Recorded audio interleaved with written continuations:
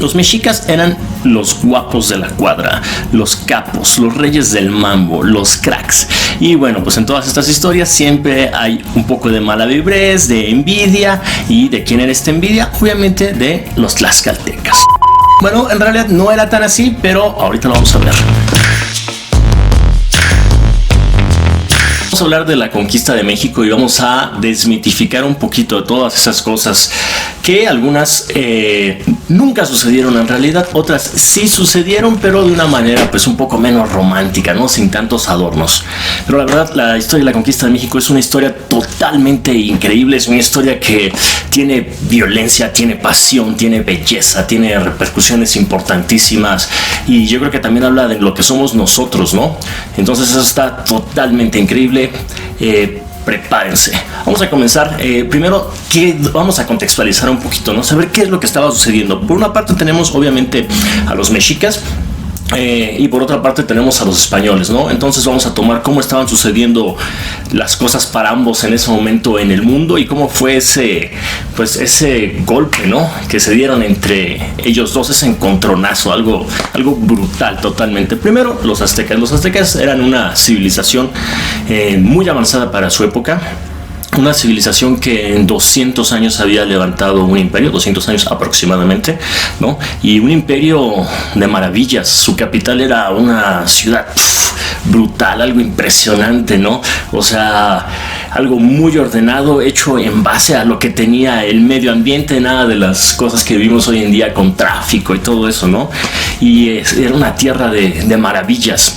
Los mexicas eran los guapos de la cuadra, los capos, los reyes del mambo, los cracks.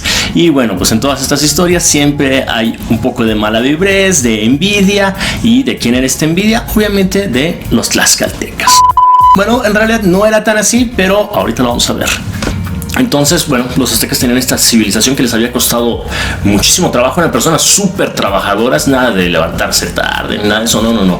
O sea, ellos desde antes de que hubiera luz ya estaban trabajando, ¿no? Y ya terminaban sus actividades y pues tenían un poquito de descanso como todos, pero eso es salirse del tema. Entonces, regresando, los aztecas tenían una civilización hecha en base a trabajo, a sudor, a sangre, ¿no? Y algo increíble de esto es que, bueno, ellos todavía no tenían acceso al caballo, ¿no? Y cuando vemos la dimensión de su imperio, que es básicamente la parte central de lo que es México, o sea, son miles de kilómetros, ¿no? Y estos cuates tenían a esos miles de kilómetros organizados de una manera centralizada, ¿no? Súper bien, nada se salía de su control y en cualquier momento ellos estaban ahí. Eso es algo súper difícil porque lo tenían que hacer a pie, ¿no? Si nos imaginamos nosotros que nos da flojera en cualquier momento salir a caminar o algo así, pues los aztecas lo tenían todo controlado a pie. O sea, algo brutal, ¿no? Algo brutal. Vivían bueno, su ciudad era así algo increíble, donde tenían palacios, tenían todo muy organizado, ¿no? Tenían todo organizado, tenían un mercado que era para el comercio, tenían grandes lugares para producir comida. ¿Por qué? Porque un ejército siempre va sobre sus estómagos, ¿no? Y los aztecas eran personas muy bien comidas, eran personas que tenían una cultura muy desarrollada. Y bueno, básicamente eran los absolutos señores de todo lo que es la parte central de México, excepto Tlaxcala. Pero estos absolutos señores pues no hacían las cosas de gratis, básicamente, ¿no? Hay algo importantísimo, súper padre, que es el Códice de los Tributos. El Códice de los Tributos, ¿qué es lo que habla? Básicamente es donde los aztecas dicen, tú nos tienes que pagar esto, ¿no? Y está en papel, está numerado y ahí no hay quien se salve. Entonces, algo chistoso de este Códice de los Tributos es que, para que entendamos un poquito la contextualización, el momento, ¿no? Estos cuates colocaban básicamente el nombre del Altepetl o del señorío, porque eran ellos un imperio. Un imperio quiere decir que básicamente tú tienes muchísimos señoríos menores que te tienen que pagar un tributo, ¿no? Son señoríos satelitales a los que tú estás rigiendo y te tienen que pagar un tributo. Bueno, ellos tenían muchísimo de estos señoríos, ¿no? Entonces, en este códice vemos que ellos tenían el nombre de la Tepetl o del señorío de este lugar al que le cobraban, y al ladito tenían un glifo que es la escritura de los aztecas, y este glifo es de una casita o un templo así como que desmoronándose e incendiado, y ese glifo quería decir básicamente que ese señorío ya se encontraba pagando tributos. O sea, es un pensamiento muy conquistador, muy brutal, ¿no? Entonces, básicamente lo que quería decir ese glifo es que nosotros como aztecas llegamos y destruimos tu Calmecac para comunicarnos contigo, ¿no? Y expresar que pues queremos que tú estés dentro de nuestro imperio, ¿no? Y tú nos tienes que pagar tributos y bueno, todo va a estar bien. Entre otras cosas que nos tienes que pagar, no solo son tributos en especie, ya sabes, por ejemplo, maíz, pieles, chile y todo eso, sino también tienes que darnos personas para sacrificar, ¿no? Porque pues eso es lo que dentro de nuestro pensamiento hacemos, porque nuestro Dios necesita ese alimento para que el cosmos pueda seguir viviendo, para que tú puedas levantarte, para que puedas trabajar, para que puedas darnos el tributo. O sea que básicamente todo el mundo sale ganando, ¿no? Y bueno, esa era la situación de los aztecas en ese momento. Eran personas que pues tenían un imperio muy poderoso y se tenían a punta de lanza de obsidiana a muchísimas personas, excepto a los tlaxcaltecas. Y esto está muy interesante. Bueno, ahora vamos del otro lado, ¿no? Del otro lado, literalmente del otro lado de charco. ¿Qué es lo que está sucediendo? Tenemos a una España que acaba de salir de esta guerra, ¿no? De esta guerra donde está reconquistando la península ibérica, donde pues están expandiéndose, ya tienen para estos momentos ya tienen a Cuba. No solo ya la tienen conquistada, sino ya tienen con un sistema administrativo. O sea, ahí ya era como una lanzadera espacial desde donde todos estos cuates empezaban a lanzar sus misiones, ¿no? Ya estaba algo súper organizado, muy bien. Y tenemos algo muy interesante que es un personaje de la época, ¿no? Yo creo que ahorita está de moda ser youtuber. En ese momento estaba de moda ser un conquistador. ¿Y qué era lo que hacía un conquistador? Bueno, pues un conquistador básicamente era una persona que en algunos casos era como que una realeza baja por ahí. O sea, como que no tenía mucha oportunidad en España, ¿no? Ya básicamente todo estaba repartido en España. Y entonces estos cuates pues no tenían básicamente nada que perder, ¿no? Eran personas que sabían que estaban lanzando a la aventura. Los viajes por el mar eran súper peligrosos. De hecho, por eso ponen en los mapas de esa época como que monstruos y todas esas cosas, ¿no? Entonces eran cosas muy peligrosas si tú llegabas del viaje, pues si llegabas a las tierras a las que tú querías llegar, porque en ocasiones había todavía algunos errores o podría haber tormentas o otras situaciones, todavía tenías que enfrentarte pues a las personas, ¿no? Que estaban en estas tierras. Tenías que enfrentarte a las dificultades como por ejemplo las enfermedades y todas esas cosas. O sea, básicamente era algo súper arriesgado, pero como no tienes mucho ¿qué más ganar en España? Pues es como ir por todo o nada, ¿no? Básicamente en España tiene una frase que es matar o morir. Y esa era la mentalidad que tenían pues todos estos conquistadores. Algo importantísimo es que estos conquistadores tenían como que un espíritu como que emprendedor, por así decirlo, ¿no? ¿Por qué? Porque el rey no estaba dándoles directo, así como que muchísimo dinero, toma hombres, no. Ellos tenían que organizar esto de alguna manera. En algunos casos sí los ayudaban, pero no era así como que wow, lo máximo, ¿no? Entonces, ¿qué era lo que le pedía el rey a estos conquistadores? Bueno, el rey le pedía, número uno, vamos a poner las cosas claras, yo necesito el dinero, ¿no? Como toda buena relación, el dinero habla. Entonces aquí a estos cuates le decían, ¿sabes qué? Necesito que me des la quinta parte, o lo que se llamaba el quinto real, básicamente un impuesto del 20%, ¿no? Entonces por cada tonelada de oro, pues ahí lo fundes, me lo mandas, ¿no? Y ya, pues ya lo demás, tú sabrás qué haces con eso. Principalmente se utilizaba para pagar lo que era la aventura, en lo que había salido y todo eso, ¿no? Bueno, en segunda tienes que reclamar estas tierras, obviamente en nombre de España, ¿no? Porque pues estamos colonizando el mundo y todo se tiene que repartir. Todo el mundo se estaba repartiendo por las potencias europeas. Y en tercero, algo importantísimo es que tienes que llevar la fe, ¿no? Tienes que llevar la fe porque pues hay muchas almas por ahí perdidas, ¿no? Y pues es nuestro deber como católicos rescatar a esas almas de esa perdición en la que se encuentran, ¿no? Y bueno, pues entonces se lanzaban los conquistadores a realizar todas estas conquistas. Y ahora vamos a hacer, ya que tenemos más o menos el contexto de estas dos naciones que se van a enfrentar, vamos directo a los protagonistas. Vamos a ir a dos protagonistas únicamente para simplificarlo. Uno es Cortés. Y del otro lado tenemos pues a Moctezuma, ¿no? Moctezuma era un hombre que era tremendamente culto, una persona súper estudiada, ¿no? Era un estadista que pues él sabía que tenía la responsabilidad del imperio, ¿no? O sea, él tenía que ver por todas las personas que vivían dentro de ese imperio, ¿no? Directamente, obviamente, de lo que eran los mexicas y indirectamente de los tributarios, de los que estaban jodidos. Y entonces era un hombre que tenía una educación así de primera, era como si hubiera ido a Harvard, a las mejores escuelas, o sea, de verdad algo así muy dedicado, muy dedicado, y era una persona que tenía que hacer las cosas con todo un ritualismo, ¿no? O sea, ellos seguían la religión que tenían, y esta religión era muy rígida, tenían que hacer cosas como sacrificios y todo esto, porque era parte no solo de un orden religioso, sino de un orden social, ¿no? Las guerras, todo eso se tenía que realizar de una manera muy delicada, y entonces esto hacía que se siguieran protocolos hasta cierta parte muy estrictos, ¿no?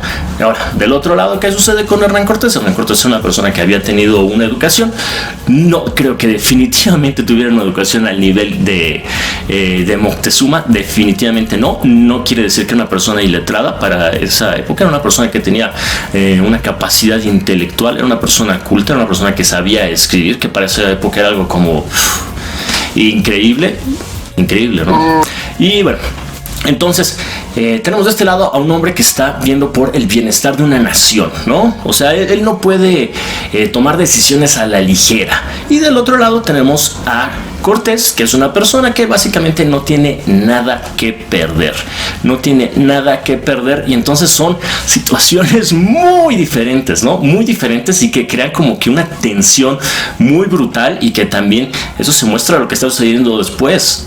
Otro de los grandes mitos es lo que hubiera hecho Moctezuma. No, Moctezuma desde que los españoles llegaron debió de arrasarlos, todo eso. Vamos a analizarlo.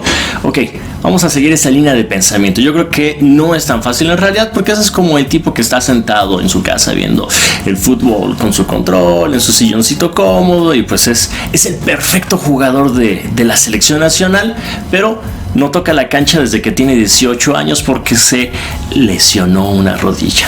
Entonces vamos a seguir esta línea de pensamiento para poner un ejemplo directo de qué tan compleja era la situación. Ok, Moctezuma decide hacer un ataque brutal, junta a 200,000 guerreros, un ejército inmenso, barre con los españoles en cuanto están llegando a Veracruz.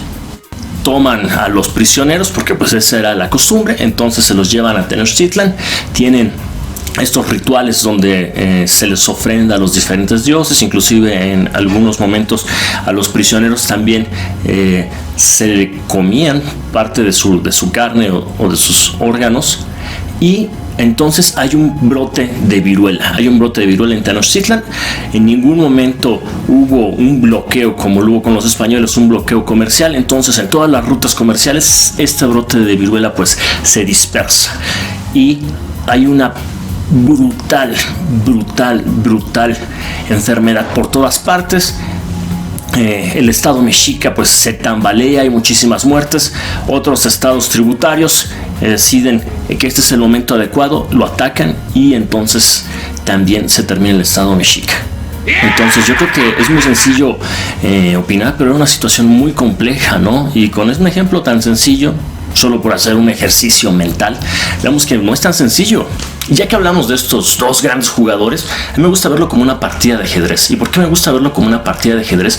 Porque hay movimientos muy exactos, hay movimientos que fueron muy pensados, otros que fueron hechos al calor de lo que pasaba, ¿no? Ahora sí que en caliente se resolvía. Cortés, la verdad, ahí sí tuvo unos aciertos brutales, ¿eh? No, Cortés era un vivillo, era un hijo de, bueno, ya sabemos, ¿no? No vamos a decir esas expresiones, pero sí, Cortés era una persona que tenía una manera de resolver las cosas en el momento, ahora sí que directo, lo bajaba de pechito, ¿no? O sea, la verdad sí, hay que aprender, yo creo que es algo positivo de la historia, es que podemos aprender, ¿no? Sin importar el bando, podemos aprender de los aciertos y podemos aprender de los errores para, pues, obviamente, luego aplicarlos, ¿no? Bueno, entonces, tenemos todo lo que es el campo planteado. ¿Qué es lo que sucede? Pero vamos a comenzar con los aztecas. Los aztecas tenían, como ya habíamos visto, un supergobierno, ¿no? Un supergobierno y tenían una red de comunicaciones muy eficiente, ¿no? O sea, uno de los ejemplos de esto es que los Huaytlatoani tenían helado que le traían corriendo de los volcanes. O sea, ¿qué tan eficiente tiene que ser esta cosa para que te traigan la nieve de los volcanes corriendo, ¿no? Bueno, básicamente esos corredores eran los que llevaban noticias, ¿no? Entonces ya se sabía de los españoles que ya andaban por ahí, que eran unos tipos que venían en las naves, que tenían los caballos. De hecho, inclusive Moctezuma tenía una espada de los españoles y veían que era de un material pues muy raro, ¿no? Un material que no era como la obsidiana que se rompía, no era como el oro, y esto es porque este material básicamente era como que una revolución aeroespacial. Para la época este material ya era hierro, ¿no? Ya era hierro y ya era hierro con carbón, que es muy muy resistente. Entonces pues los aztecas estaban en esta expectativa y ellos, algo importante como les había dicho, es que tenían toda una religión que les daba un orden en su cosmos, ¿no? Ellos creían que había ciclos y estos ciclos iban repitiendo de diferentes maneras, resolviéndose de diferentes maneras, y entonces ellos estaban dentro de este ciclo que no era posible evitar, ¿no? De hecho, hay las edades. Si vemos el calendario azteca, en realidad el calendario azteca no es un calendario secular, no es un calendario de todos los días, ¿no? Es un calendario cósmico, o sea, de las edades, de esos tiempos donde los aztecas pues no podían contar con los días, algo todavía más grande que los rebasaba. Básicamente estos ciclos iban a repetir y ellos no tenían la posibilidad de alterar este orden, ¿no? Como ellos no podían alterar este orden, tenían que estar muy atentos para saber cómo iban a reaccionar. Ahora, dentro de este pensamiento religioso que ellos tenían, sucedió algo como que muy creepy, cosas espeluznantes, ¿no? Y esto fue que llegó Nezahualpilli, que Nezahualpilli era básicamente el hijo de Netzahualcoyotl, que es el poeta que sale en los billetes, que era un absoluto genio, y cualquier persona que quiera refutar eso es un tremendo idiota. Pero llegó con Moctezuma y le dijo: ¿sabes qué, Moctezuma? Necesito hablar contigo porque hay algo que va a pasar y está muy, muy, muy loco, ¿no? Bueno, y pues ya Moctezuma estaban hablando y Nezahualpilli le dijo: mira, ¿sabes qué? Van a empezar a suceder cosas raras y tienes que estar atento, porque estas cosas que van a suceder tienes que tener los ojos muy abiertos, porque esto que va a suceder va a marcar el fin de Tenochtitlan, ¿no? Entonces, pues obviamente Nezahualpilli era una persona muy respetada, era un príncipe de una de las naciones con las que se tenía alianza, la Triple Alianza. Entonces pues sus palabras sí se tomaron como que con mucho cuidado, y además se decía que tenía el don de la visión. Y lo que pasó a continuación en los años siguientes es que hubieron presagios, los presagios de la conquista, ¿no? Estos presagios donde se decía que marcaban el fin del imperio de los tenochcas. Obviamente sabemos que muchas de estas cosas pues en realidad tienen explicaciones naturales, pero para esa época pues no se sabía, y todo suceso que salía de lo normal era como que un mensaje de los dioses de que algo iba a suceder, ¿no? Pero vamos a pasar a estos presagios. ¿Cuáles fueron estos presagios? Eran 8 presagios. 8 presagios que empezaron a suceder en Tenochtitlan, ¿no? Primer presagio funesto. El primer presagio funesto sucedió a medianoche. Una columna de fuego que atravesaba todo el cielo, ¿no? y que duró ahí hasta el amanecer y todo el mundo la podía ver. Y entonces a las personas pues les causó como que una impresión como muy muy fuerte, ¿no? Posiblemente fue algún fenómeno meteorológico. En estos momentos yo creo que nos seguiría impresionando, no a ese nivel, pero sí en ese momento fue algo como que ¿qué es lo que está sucediendo aquí, no? Un impacto psicológico muy muy fuerte. El segundo presagio funesto. El segundo presagio funesto sucede en el templo mayor, en la que era la casa de Huitzilopochtli, ¿no? Esto es importante porque era el patrón, era el rey de los mexicas, ¿no? No literalmente, o sea, entendemos. Bueno, entonces es como si incendiara el Vaticano, de pronto se incendió. Y entonces le dicen, ¿saben qué? Pues tratan de apagarlo primero y no se puede, se enciende más y más y más, ¿no? Entonces llaman a todas las personas, necesitamos que nos ayuden, necesitamos apagar esto, traigan sus cubetas de campañas políticas porque necesitamos apagar todo esto, y no se apaga el fuego, sigue encendiéndose más y más y más hasta que queda consumida esta casa. Totalmente. Bye. Tercer presagio funesto. El tercer presagio funesto fue algo que sucedió en pleno día, nadie se lo esperaba, todo estaba como que un día bonito, un día soleado, ¿no? Y de pronto cae un rayo y destruye o incendia otro templo, ¿no? Entonces los aztecas ya como que empiezan a sentir que se empiezan a acercar todas estas cosas. Si lo vemos, estas evoluciones de los presagios funestos cada vez empiezan a ser como más personales, ¿no? Ataques más directos hacia ellos. Cuarto presagio. El cuarto presagio fue básicamente una bola de fuego que salió en el cielo y lo empezó a atravesar y dejaba una cola que se escuchaba como cascabeles y todo el mundo lo podía ver. Era un cometa, básicamente, ¿no? Pero pues estaba atravesando todo el cielo, todas las personas lo veían, ¿no? Y se asustaban con esto.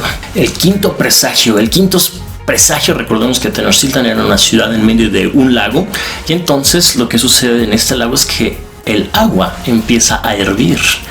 Y esto es peligrosísimo. Toma en cuenta que pues tú ese lago lo necesitas para vivir, y de pronto empiezan a ver que esta agua empieza a hervir, y aparte de hervir empieza a subir su nivel y a llevarse casas, ¿no? Entonces las personas se asustan mucho porque los presagios cada vez empiezan a ser no solo cosas como que te pueden asustar o que te pueden sorprender, sino empiezan a hacer cosas que se están llevando tu casa, se están llevando tus cosas, ¿no? Ya, o sea, van subiendo de intensidad. Y aquí hay algo chistoso porque hay una similitud muy grande con lo que pasa en la Biblia, con las plagas bíblicas que les manda Dios a los egipcios, ¿no? El que se le da al faraón. Es algo muy similar.